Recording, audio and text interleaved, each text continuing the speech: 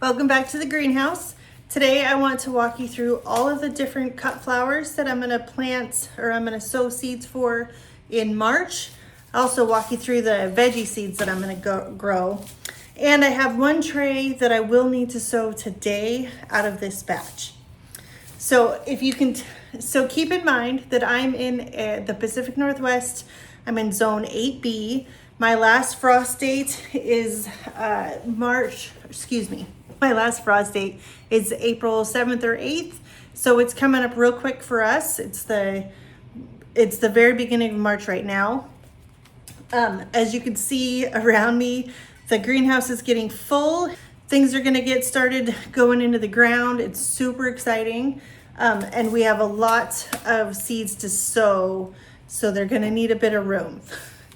These are all the super heat-loving warm season flowers that I haven't been able to plant to this point just because they would have had to stay in their trays for too long and get too big, and I just don't have the room to pot everything up to make that work. So I'm starting these within that 4 to 6 week window before my last frost, so that as soon as it gets just warm enough, probably in mid-April, closer to May, when it warms up a little bit more, the soil is warm, I'll be able to plant all these out into the field. Okay, so let's get started going through all of these. It's so fun. The first type of flower that we're gonna grow is actually a foliage. Though it does have a flower, it's amaranth. Amaranth is one of those just staple bouquet fillers for me in my garden. I absolutely adore the big plumes of their flowers and the leaf structure, and just it adds such an interesting texture, whether it's just the leaves or if it's the bloom spikes. It's a very interesting texture to have in a bouquet. Some of these have long trailing flowers and some have just upright, beautiful flowers. I usually grow one that's called coral fountains. I decided against that one this year. As much as I enjoy the color, the shape of it for what I do most of the time, it gets so long and dangly that it's not as useful in a market bouquet. Maybe in the future I'll try it again for the wholesale florist, but for right now, it's too much for me. With that said, I am growing one that's called green tails. This one I have found that I can cut it before, it's also a trailing type, but I can cut it before it gets too far on that trailing and before it gets too big, and it still looks really beautiful in a bouquet. I had a harder time with that with the coral fountains. But this one, you can see the shape of it in that picture. It really is beautiful, and it's sort of a chartreusey, almost like the sweet peas here, bright, really light colored green. It's like grass green or pea green. It's just really bright, and it adds that texture without competing with the flowers. It's really beautiful. Another one that I'm gonna grow is red spike. This one happens to be one of my absolute favorites. It's a deep burgundy color. The stem, the leaves, everything is that really dark burgundy, and it just goes so good in the late summer arrangements. It's such a bold color that I love to grow it. And then autumn touch. This one I grew for the first time last year. It's so fun. It's half and half. Like one bloom spike will have green on one side and sort of a coppery brown on the other. It's such a fascinating plant, and this one's really great for, again, those fall arrangements, late summer into fall, because the color just lends so beautifully to it. Amaranth is really easy to grow. You can direct seed it, and I've had actual success with that, which is hard for me to have in our gardens just because I've said it before. Direct seeding is difficult. I am going to do some of it this year, but not with these guys.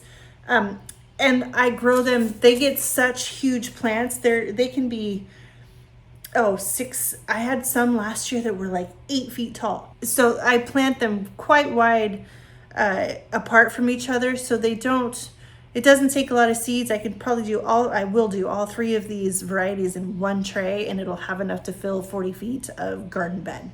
It's just They're huge plants and they put out a lot of big, beautiful stems. And I likely will again succession sow these. So later on in the season, when I clear out one of the beds out in the field, I will go in behind and direct sow some more amaranth for later on. These are definitely one of my favorites, and they're just interesting enough to grab people's attention. Okay, the next flower, this one's actually a flower, is cosmos. Cosmos, like the amaranth, you can definitely direct sow cosmos. I'm going to do that later on the season, but not in my flower beds or in the field beds. It's going to be in one of my flower beds. I'll take you guys along when we do that. But cosmos really are just, I say I have a love-hate relationship with them. These are super high volume producers. If you can keep on top of deadheading them and cutting the stems, you can get hundreds of flowers, I swear, off of one plant. They also get really big, so you don't need a lot of plants to cover a lot of space. And the flowers are such pretty wispy little, although not all of them, but they kind of stand up above. I use these in that sparkle sort of roll in my bouquet where they can stand up above the bouquet and sort of dance in the breeze. They're really, truly beautiful.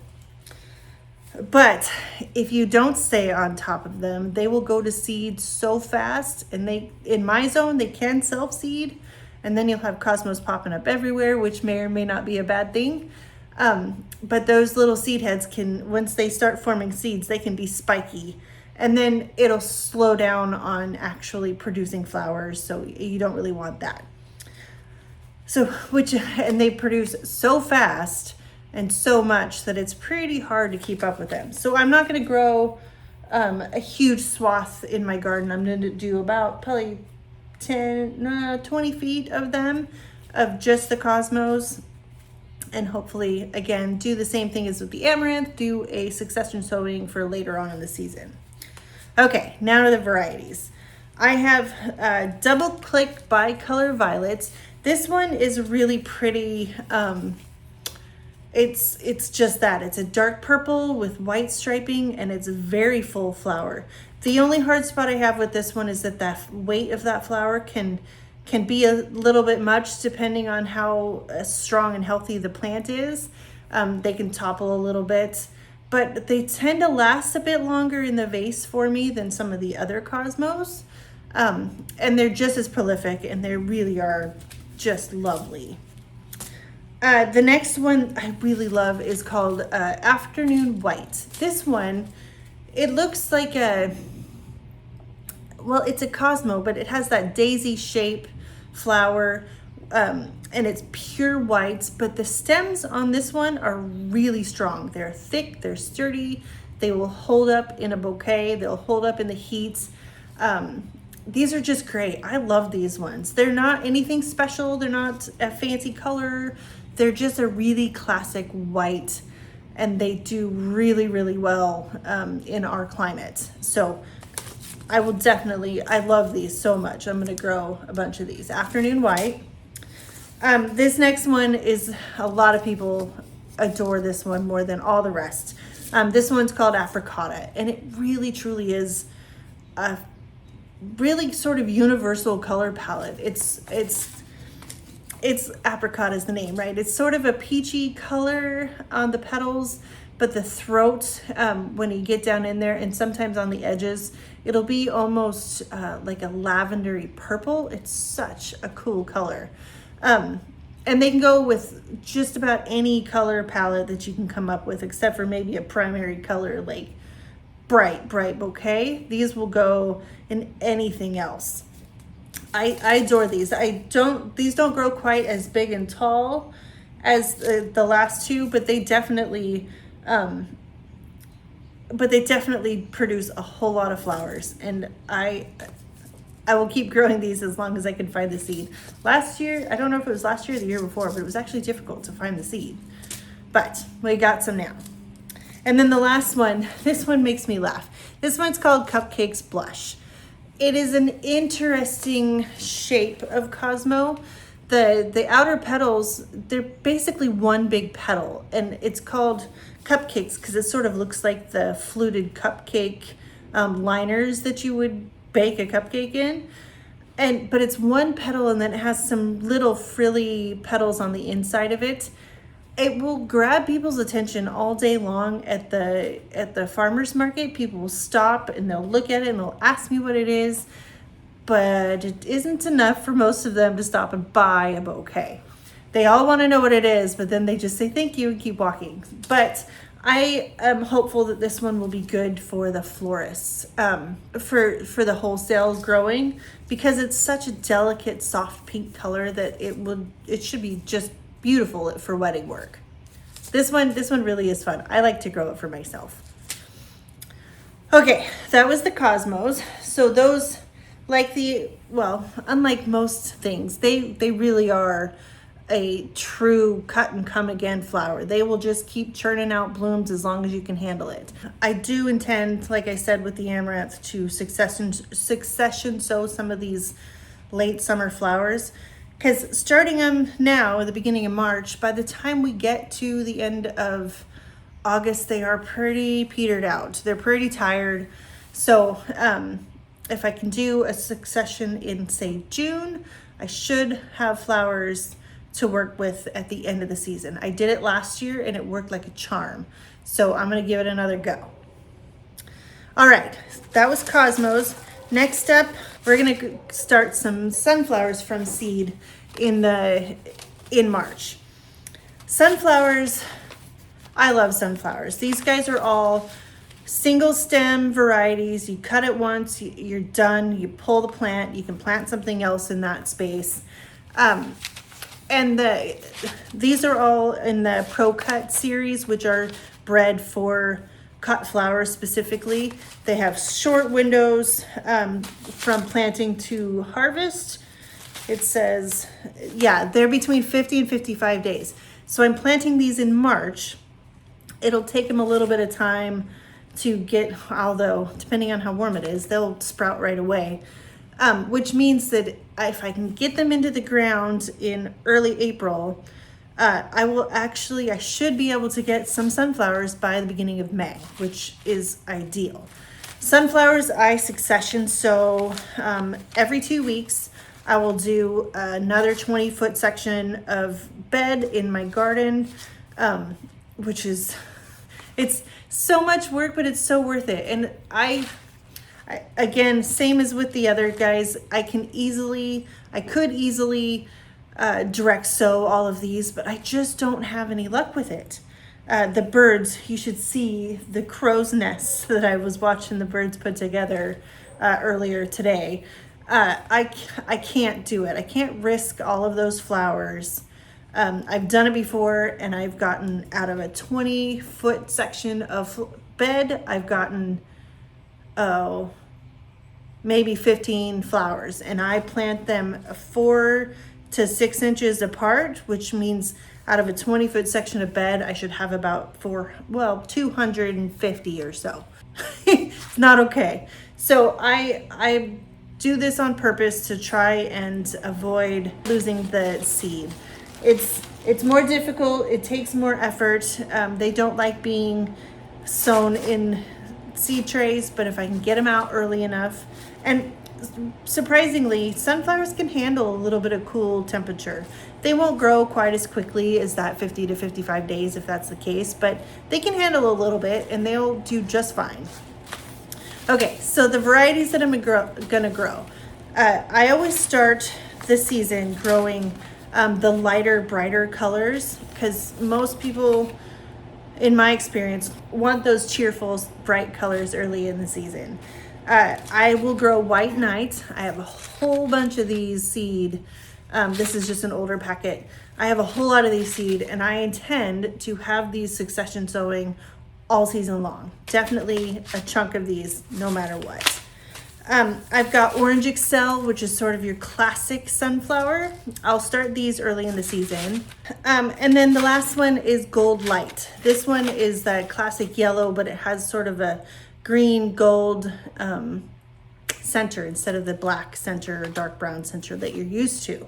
These are really great, and I can sell these like hotcakes. They're fantastic. I also have some some red and some plum sunflowers, but I'm not going to start those until later on in the season, because those only really sell well late in the summer heading into the fall. That's when those are the best. Okay, that's the sunflowers that I'm going to start in March. And then the next one is probably the biggest batch. We're going to grow zinnias, lots of zinnias. I saved 3 whole rows. I have designated 3 whole rows in the big fields, and then a couple rows in where the ranunculus are for later on in the season, to sow and grow zinnias. And putting all those together, because my rows out in the fields are they're 40 feet long, and the beds in where the ranunculus are 20 feet apiece. So that leaves me around 1,000 zinnia plants that I'm going to grow. Zinnias are just one of those super easy, classic, staple flowers that I can grow. Unless we have a very cold summer, zinnias will love it. They just grow and grow and grow. They're like cosmos. They just continue to pump out blooms all season long. They don't need much care. They just need some water and some sunshine, and they're happy. So I'm going all in on zinnias this year. So the varieties that I've got, some of these I will start in March, and some of them I will do the succession sowing probably in June, in the ranunculus beds. And the flowers that I'll plant for the June crop will be the darker colors. Amazingly, now in the recent years, there have been a push for new varieties of zinnias that are brighter and more, not brighter, but softer, more delicate color palettes. And we finally have some action on that front. And we finally got some really good varieties to work with. So the classics that I'm gonna grow, that I grow every year and I absolutely love, even though they're a little fussy, I'm still gonna grow them because I just adore the colors, is the Queenie series, Queen Lime. The specific ones that I've got is the Queen Lime with Blush, which is a really sort of almost green with a little bit of blush color in it. The Queenie Lemon Peach, that was a new one for me last year, which I absolutely adored. It's hence the name. It's more lemon and apricot. It's really pretty. And then the last one is the Queen Lime Orange. This one is for my farmers market customers. It's a bright orange color with interesting mix of colors all the way through. The Queen series, like I said, they're a little more fussy. They don't get quite as big. They don't put out quite as many flowers. They're a little bit slower, and they're a little less disease resistant. Powdery mildew will hit them before it hits anything else, which is unfortunate, but that's okay. Another one that I'm going to grow is Oklahoma salmon. These are the cutest little tiny flowers. They're only just itty bitty, but they're ball shaped rather than the disc, the classic zinnia disc. They're ball shaped, and they have that peachy sort of color that I just adore.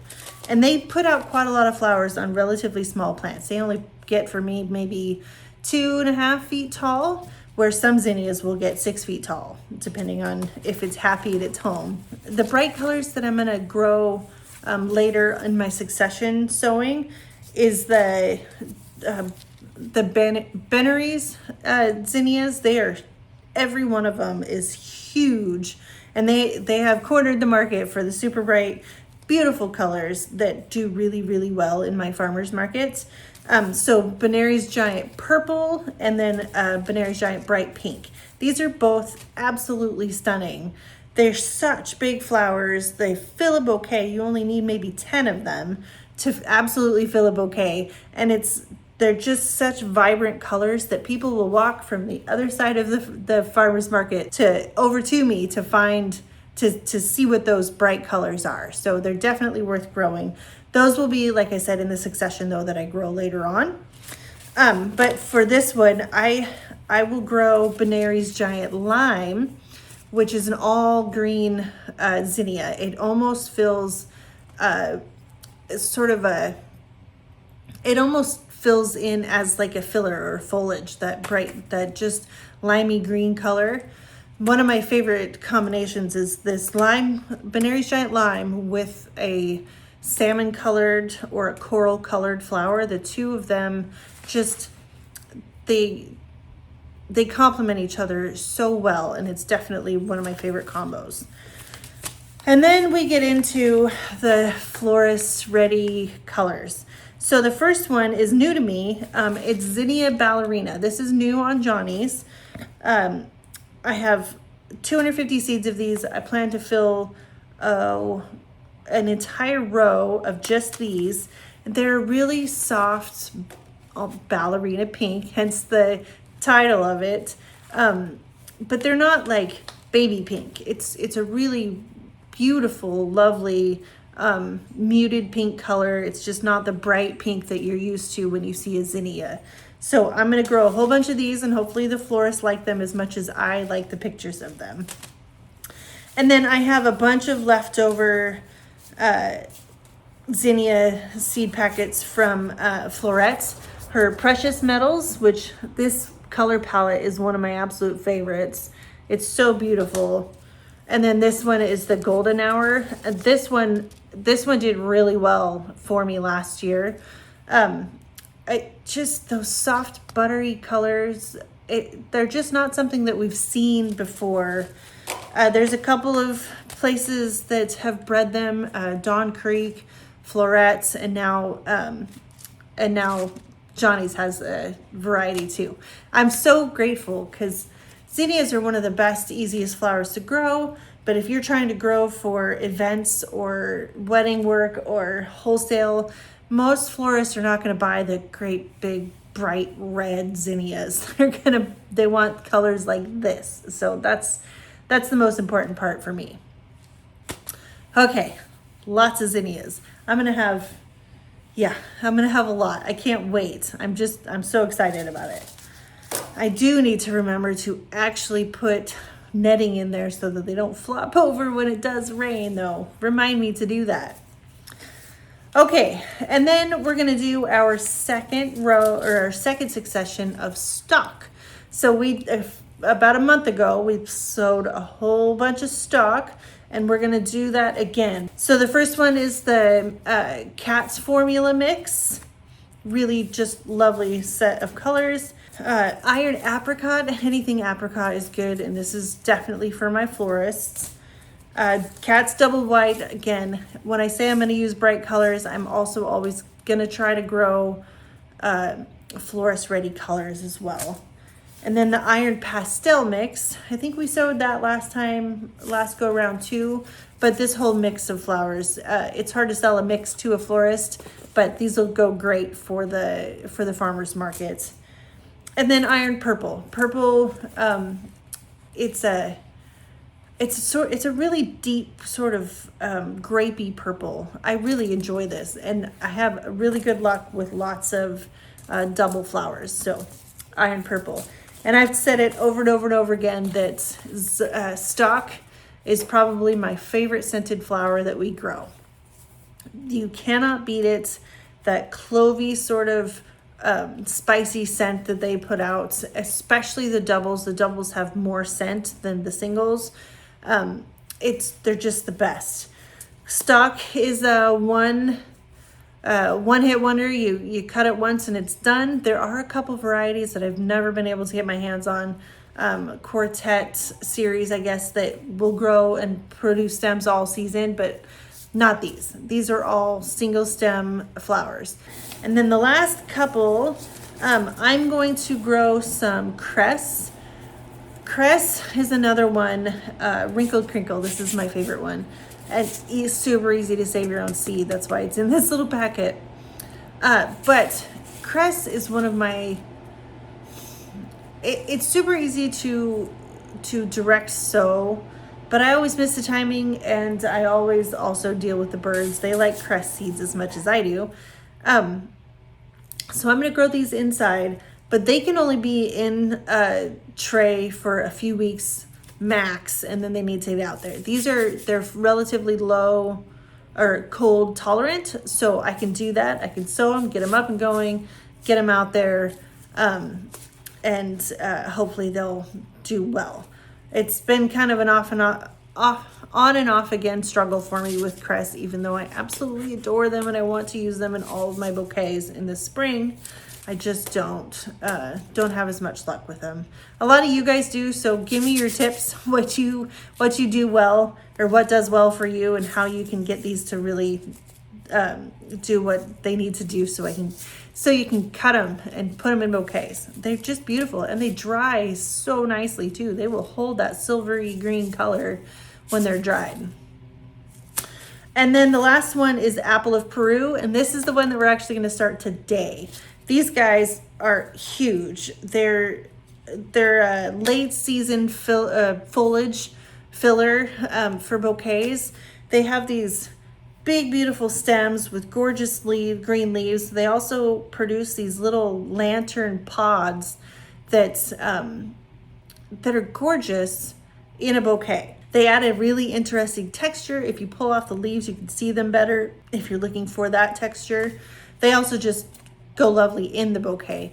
I have heard, I have not yet seen in action, that if you let them go to seed, they will self-seed all over the place. So I guess fair warning, I grew them last year. I didn't really let anything go to seed because I was cutting it all.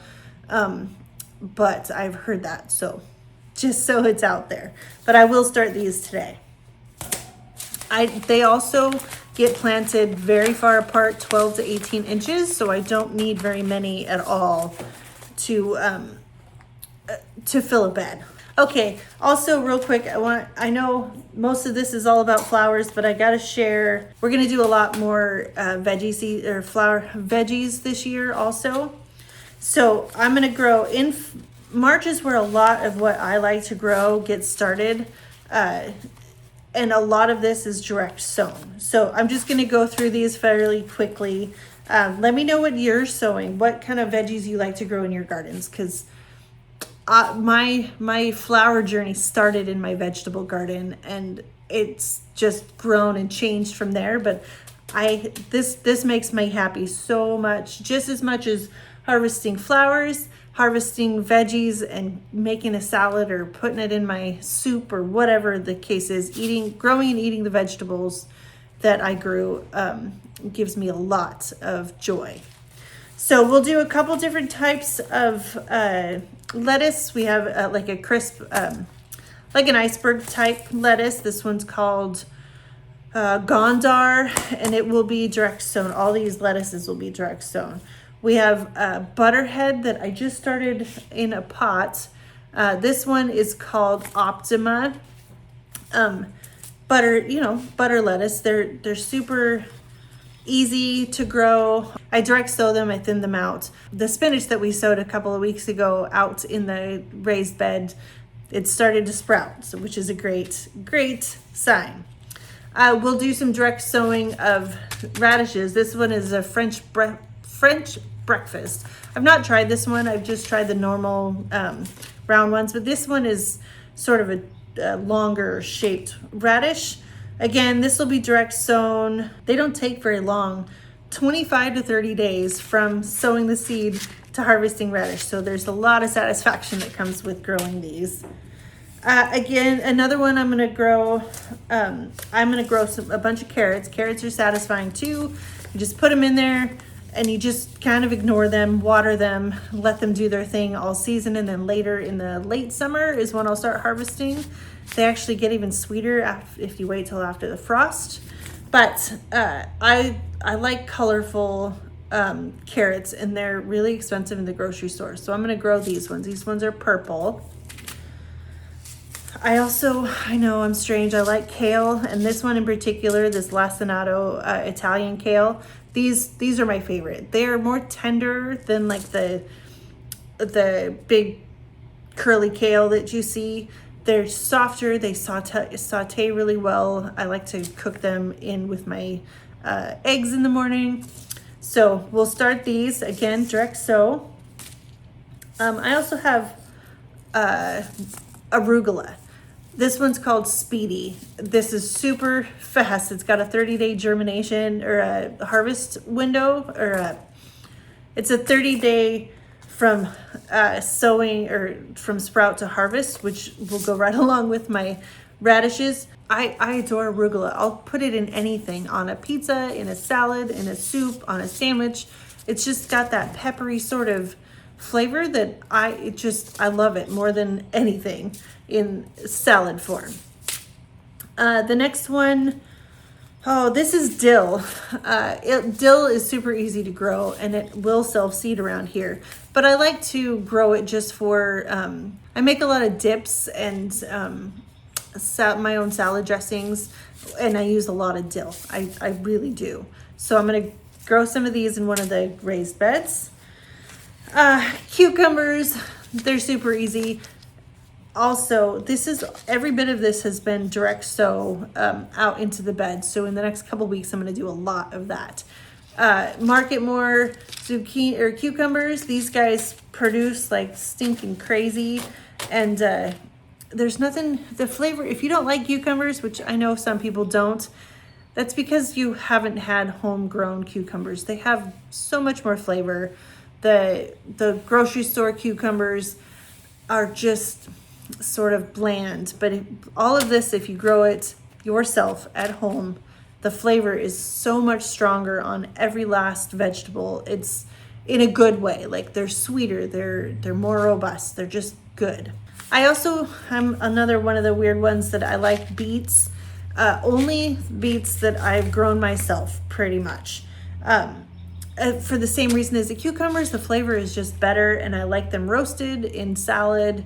There's a salad that I make. I got the recipe from John's daughter, but it was beets, roasted beets, feta cheese, arugula, and orange. And oh man, it's one of the best salads I've ever had.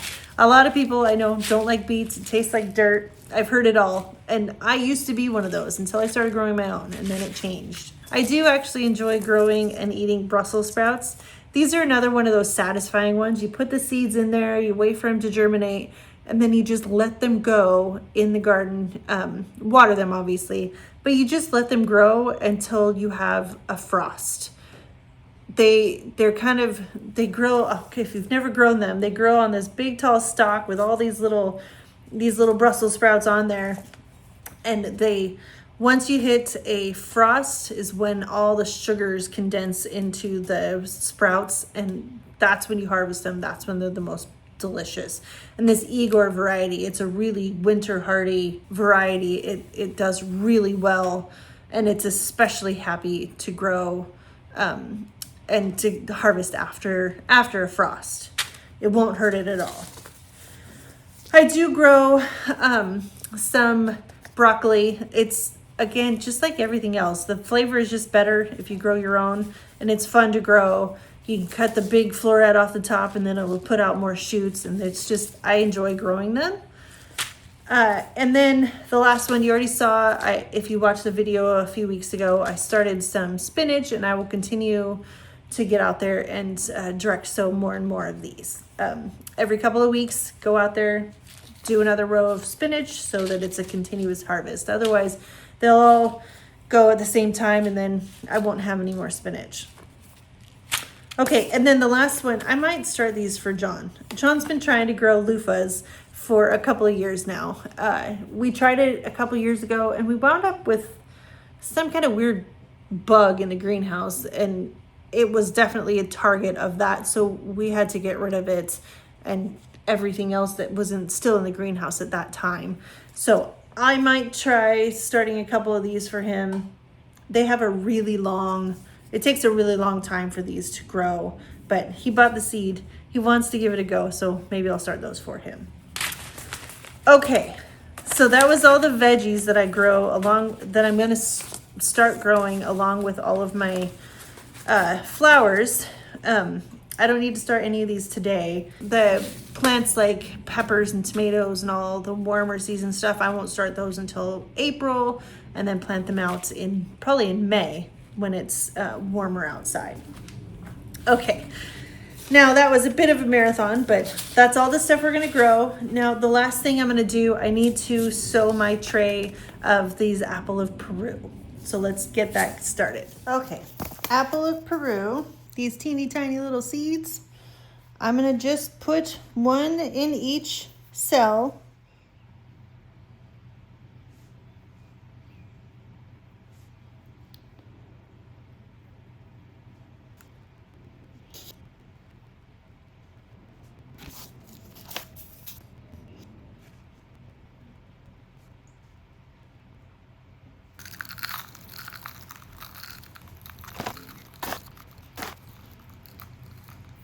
And then just water them in. Make sure that they have good contact with the soil. I'll put a humidity dome on them and put them on the heat.